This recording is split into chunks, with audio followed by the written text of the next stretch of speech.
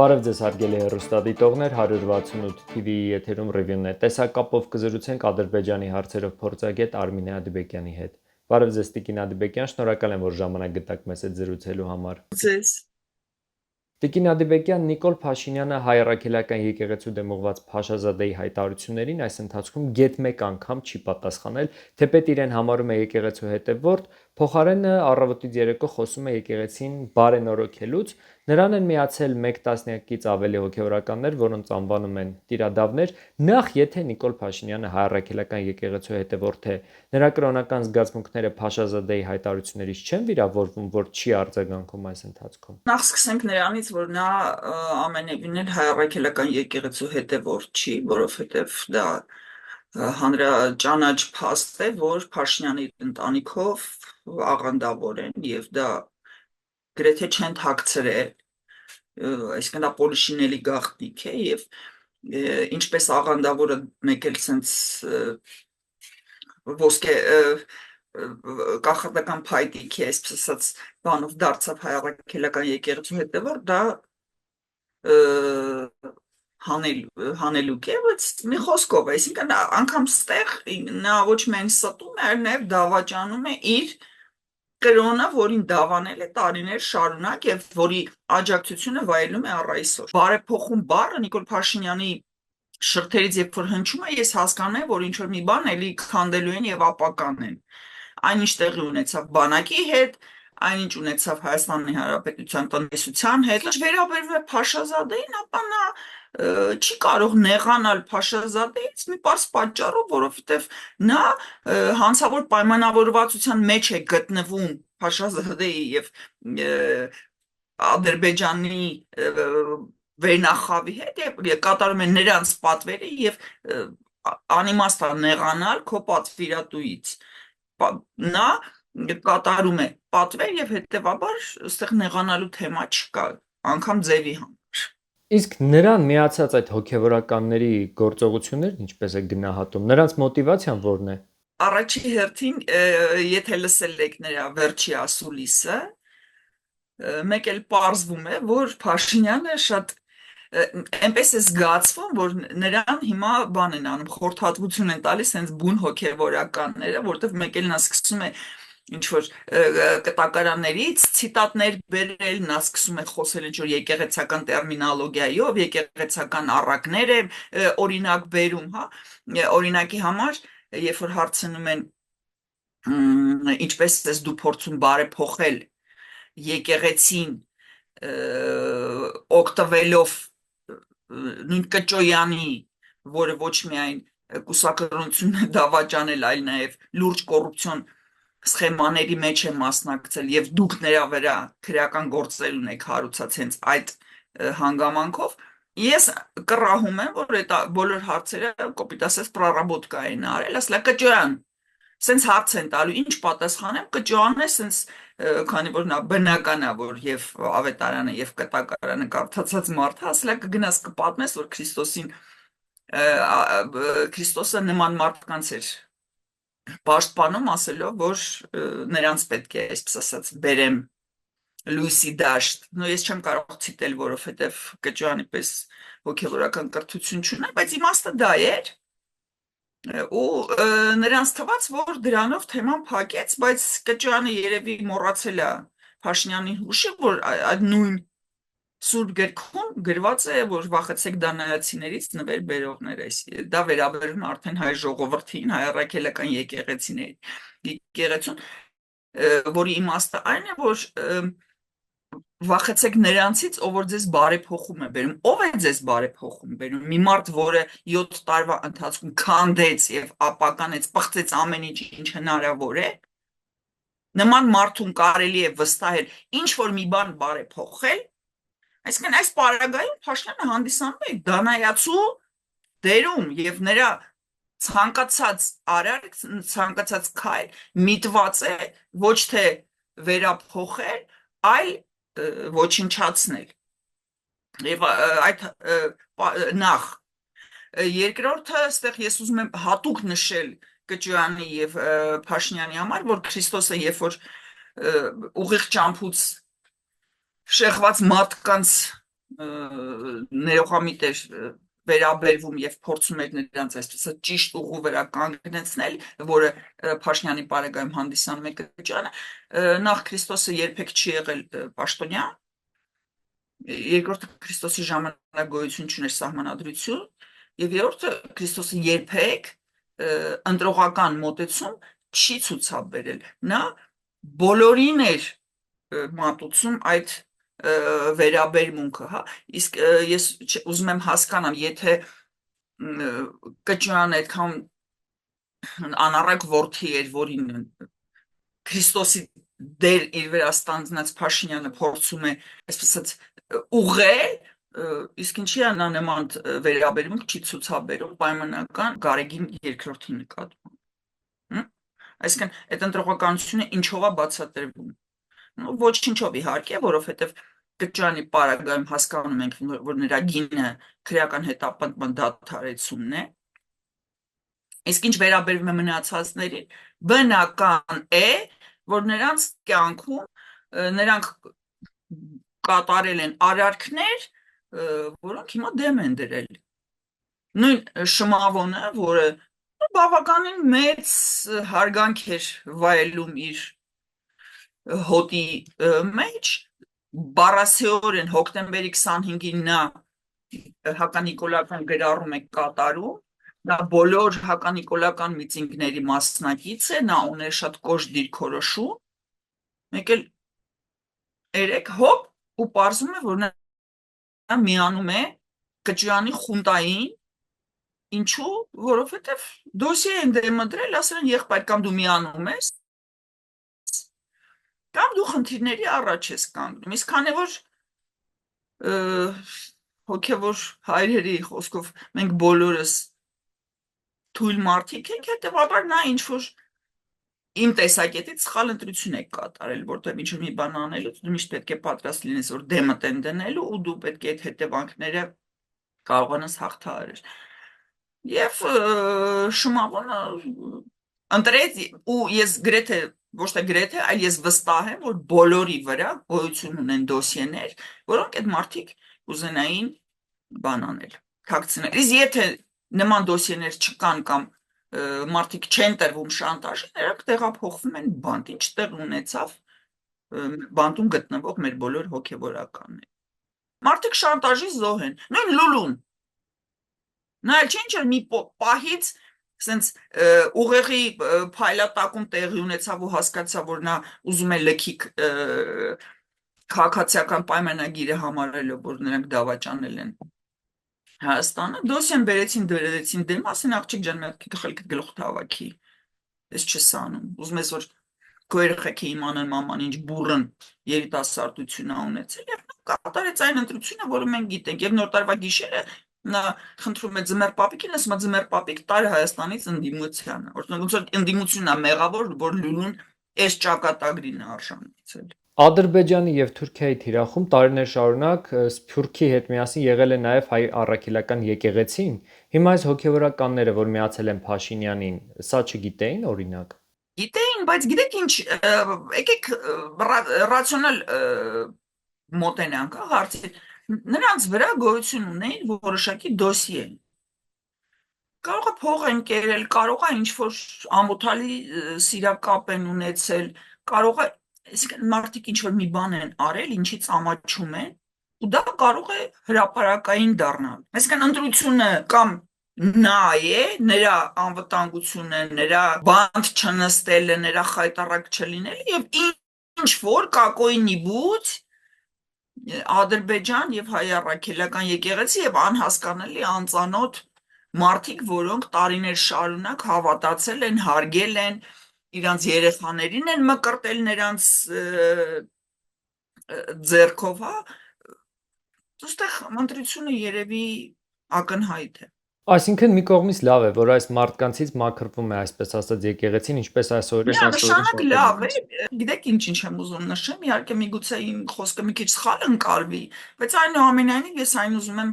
հնչեցնել, սա հենց եկեղեցու մեղավորությունն էլ է, որովհետև նրանք չէին կարող չիմանալ ինչ մարդիկ են նրանց շրջապատում, ինչի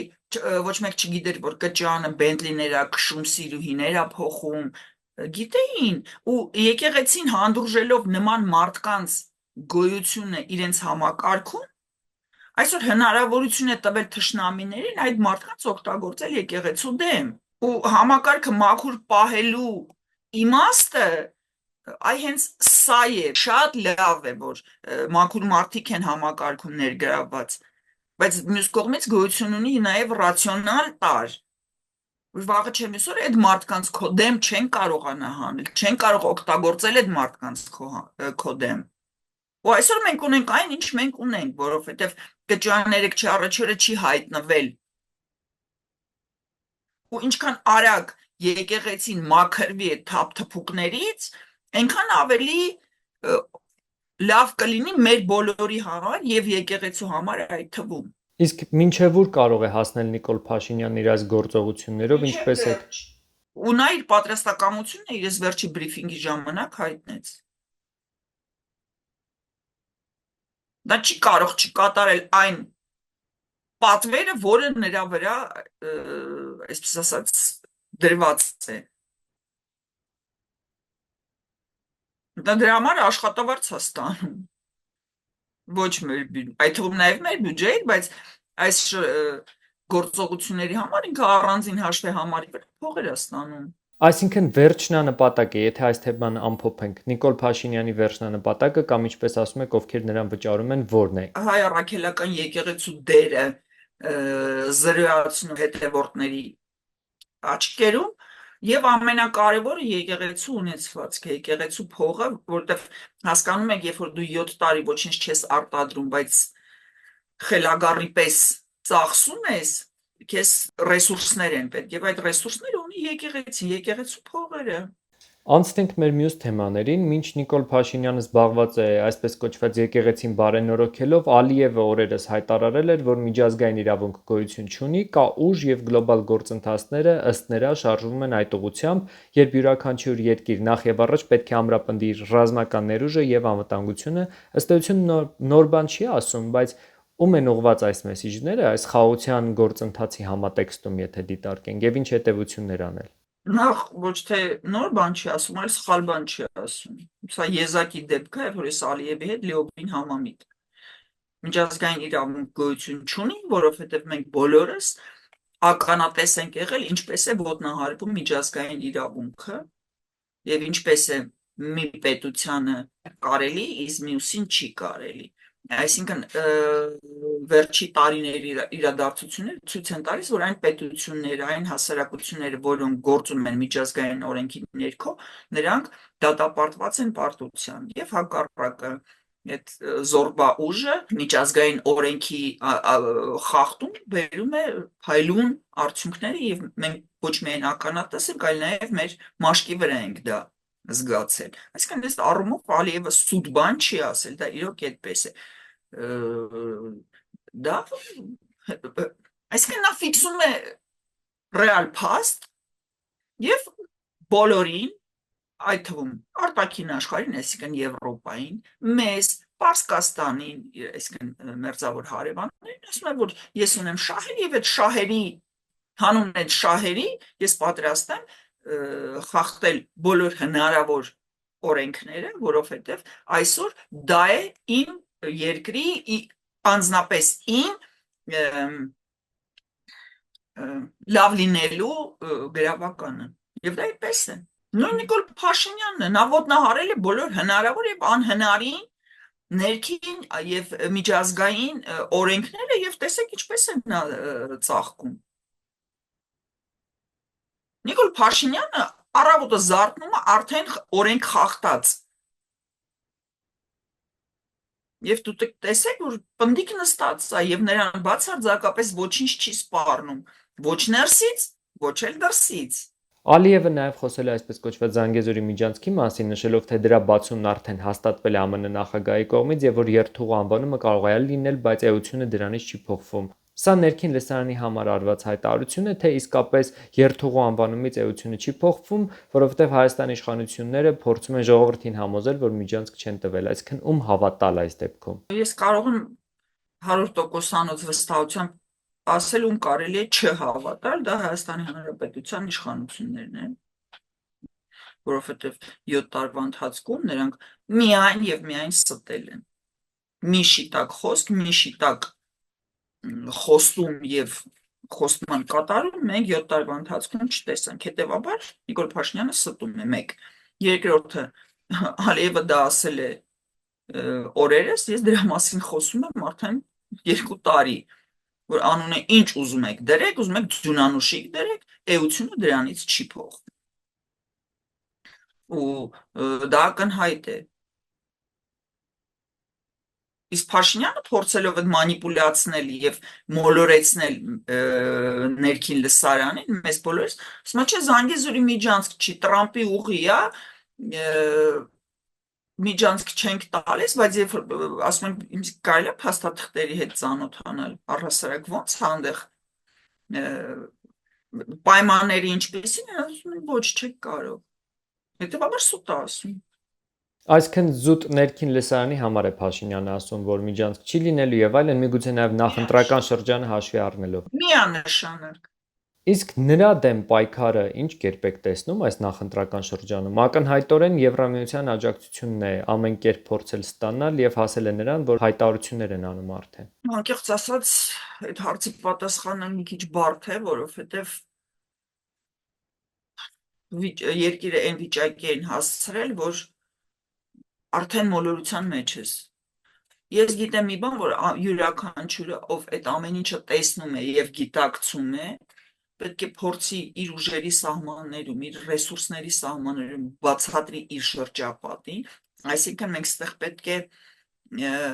ցանցային սխեմա կիրառենք եւ առհասարակ անպայման մասնակցի ընտրություններին եւ չընտրի Նիկոլ Փաշինյանին, որովհետեւ այսօր ընդդիմությունը լիովին գլխատված է եւ դա հասկանալի է ինչու, որովհետեւ Փաշինյանին պետք է ոչ միայն կրել ընտրությունները զորբայությամբ, այլ գոնե հաղթանակի տպավորություն ստեղծել, որովհետեւ հաղթանակը ու կրելը դա տարբեր բաներ են։ Հաղթանակը, երբ որ դու իրոք ստանում ես քվեերի 51%-ը, իսկ կրելը, երբ որ դու իսկի 20% չես հավաքում, բայց տանկերով, դուբինկաներով, մարդ ձերբակալելով, կեղծելով դու ստանում ես այն արդյունքը, որը քեզ անհրաժեշտ է։ Ու այս պարագայում ես կարող եմ ընդհանրապես քաղաքացիներին մի խորհուրդ տալ, անպայման մասնակցել ընտրություններին, պարտադիր, անգամ եթե չես ուզում, չես կարող, զզվել ես, հոգնել ես, չես հավատում, դուք ձեր քվեն պետք է օգտագործեք Նիկոլի դեմ։ Գոնե բարթացնենք նրա կրելու process-ը, որ օրը գա եւ ընտրությունների կեղծիքի համար